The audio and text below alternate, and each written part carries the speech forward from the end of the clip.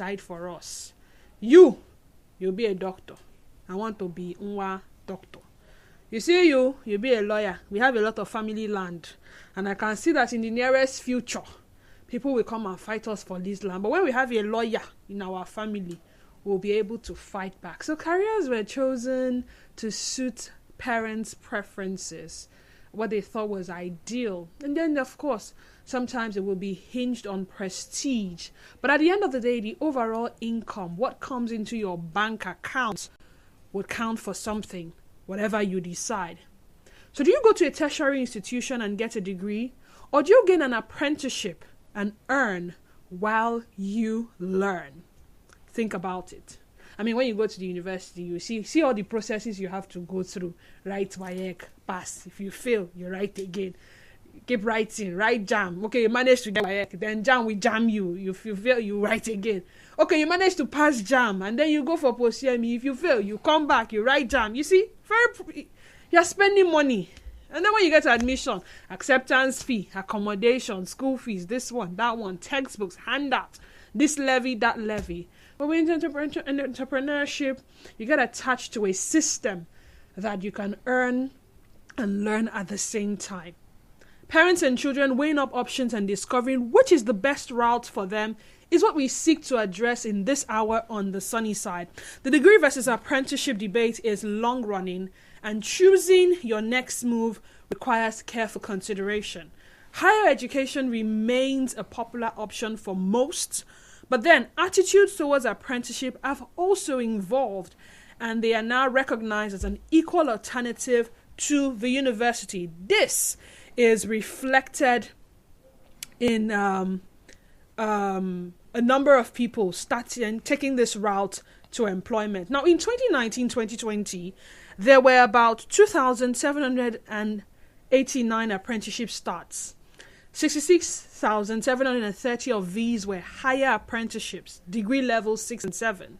According to government apprenticeship and trainee figures, September 2024, 44,600 apprentices started degree apprenticeships to bachelor level 6 and master's level 7 standards. This is in England alone. I'm not talking about America. I'm not talking about Canada. 2023-2024, a 7% increase on the previous year. Now, while we may not have the figures for Nigeria, we are very conversant with the apprenticeship practice, the Nwa practice in the East, and how those who serve and learn faithfully go on to be successful themselves. An educationist is in the studio with me, Dr. Ikechi Nwogu, and he will help us answer several questions. One centered on job opportunities available for both choices, another centered on which is a cheaper option, and then, of course, what the employers think about both options and which choice will guarantee profitability. Now, to you, the listener, head on to X at Nigeria Info PH is our X handle, and our Facebook page remains Nigeria Info 92.3 PH. The question to you is, between a tertiary degree and an apprenticeship program, which do you consider more profitable? Good afternoon to you, Dr. Ikechi Nwogu, or is it Sir Doctor or Dr. Sir? Oh. Happy New Year. Good to see you. Oh, yes. Happy New Year. Yeah, we've not seen this year. We haven't seen this year. How are you doing? I'm very well, thank you. It's how's good your mind? How's your body? How's your soul? Everything is fine. Everything for now. Okay. Okay. So to the question, let's start with the very first one. Opportunities available for both choices. In Nigeria, I mean, you know how oftentimes we want to draw comparisons with other climes, but let's come down to what our reality is in Nigeria. It depends on available need. You know, every day there are recruitments. Okay. Some recruitments are done silently, so Okay. you may never know. There are internal reshufflements within organizations, but the general word is no job. There are no jobs. So which is why a lot depends on who you know. So Denise is leaving this organization on retirement and she already has a replacement plan. So she pulls her younger cousin or something. Okay, irrespective of career choices. And so it depends on the receiver. It depends on who's demanding what. I was listening to one of your shows some years back and the man was drawing a parallel between certificate and certificate.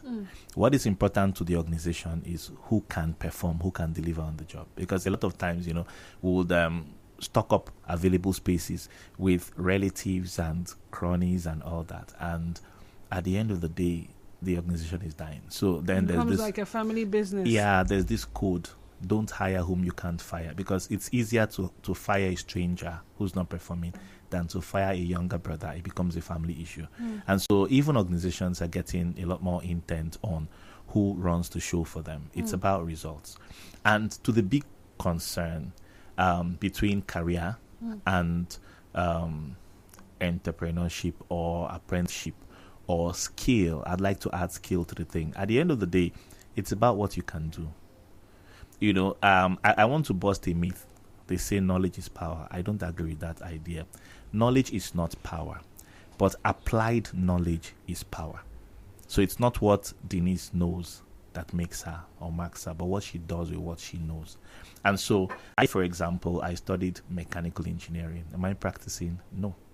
My interest within the confines of mechanical engineering was production management, and that opened me up to the world of management. And then for management of production processes, you need the human elements. So I tended more towards what I call human engineering, or otherwise HR, human resource management, or human capital management and human capital appreciation. So for the production function to work, okay, you need to motivate, you need to inspire someone, not just systems. Systems don't run themselves. Even with AI and automations, you still need some human being to switch on and switch off. So it's important that we find people who are enthusiastic, who are passionate otherwise about what they are doing. So I'm a mechanical engineer, but my car can't start in the morning. Okay? And I know that 1,000 watts will make 1 kilowatt. But hey, I can't make my car start in the morning. So I know the theory of knowledge. But then I resort to some mechanic who probably has just finished primary school. He's an orphan. He doesn't have training. He was just picked up from the village and is understudying as an apprentice. And then he comes in, I open up the bonnet, and he touches a few things. And then my car starts. So I know the theory of engineering, wattage and all that. He doesn't know that, but he knows how to make the car start. And so you see that the man of knowledge will always bow to the person of application. And so application rules. So it goes back, knowledge is not power, but applied knowledge is power. So whatever it is we're interested in studying in school, we should seek for the application of that knowledge. Because one thing about, you were talking about the Nigerian economy, we are knowledge happy, we are certificate happy, but application shy. And so you discover a sense of crisscrossing. You see medical doctors today who are doing well in politics. You see engineers today who are thriving in management. There's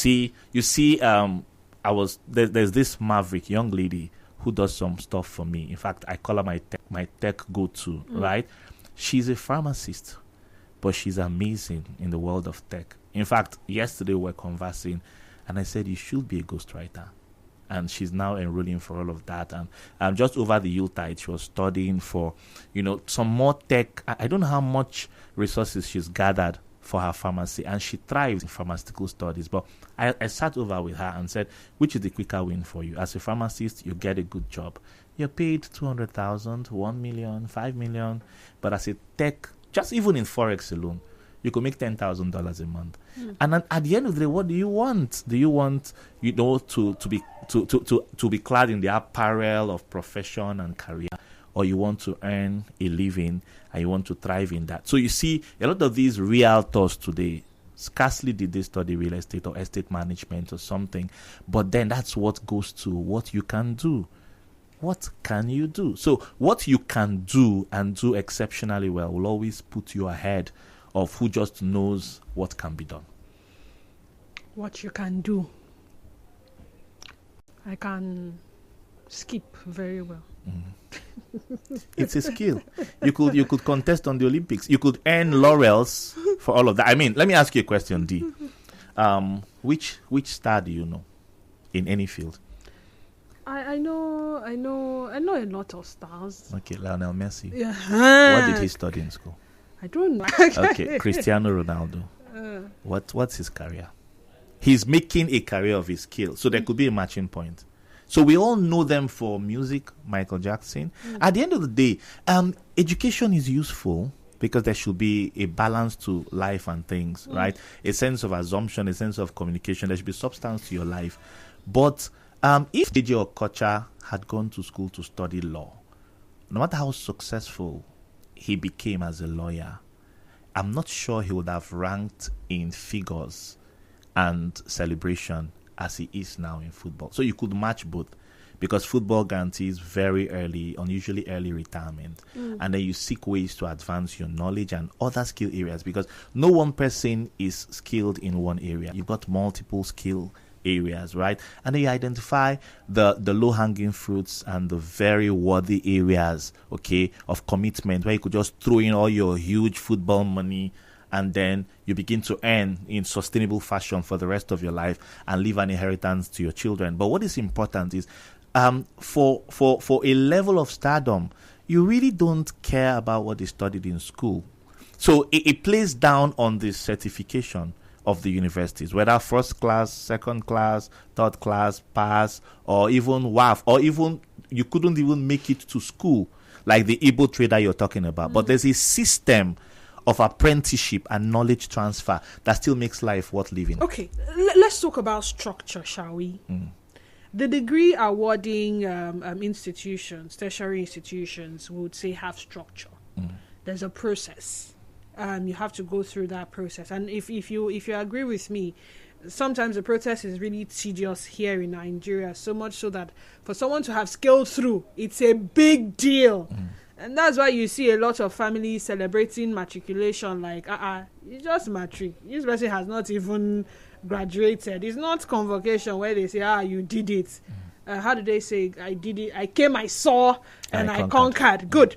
So the process is structured so much so that by the time you say you are an undergraduate, you already are equipped to an extent, right? And you know that you didn't come this far to play, even though, of course, we know some people play. We wouldn't say that apprenticeship is structured in Nigeria. I mean, apart from the very popular apprenticeship in the East, where someone takes their child to one successful businessman, successful in either spare parts or building materials, or successful in electronics, to say, take my pikin, train my pikin, main day with you, you should learn everything you know. And then you say, okay, what is your name? And it's as basic as that. You're not paying anything. And then the boy comes, he lives in your house, you send him on errands occasionally. And after all said and done, you say, okay, this is the pricing for this, sell at this price, do at this price, go to the warehouse, bring goods. Before you know it, 1 year passes, 2 year passes, 3 year passes. And at some point you say, okay, other boys come and say, oh yeah, you are now in charge of these other boys. Show them what you know. And then upon completion, they throw a big party, say, okay, I'm settling you with this. This person now has maybe 1 million naira to start up his own with all he has gathered, all the years of experiences, going to the warehouse, knowing that this is what happens at the port, knowing that this is how the goods are cleared, knowing that this is how they put pricing and how the competitions, because in a particular line, you'll find more than 10 shops selling the same thing and how they have to hustle for customers and all of that. You see, that is structure.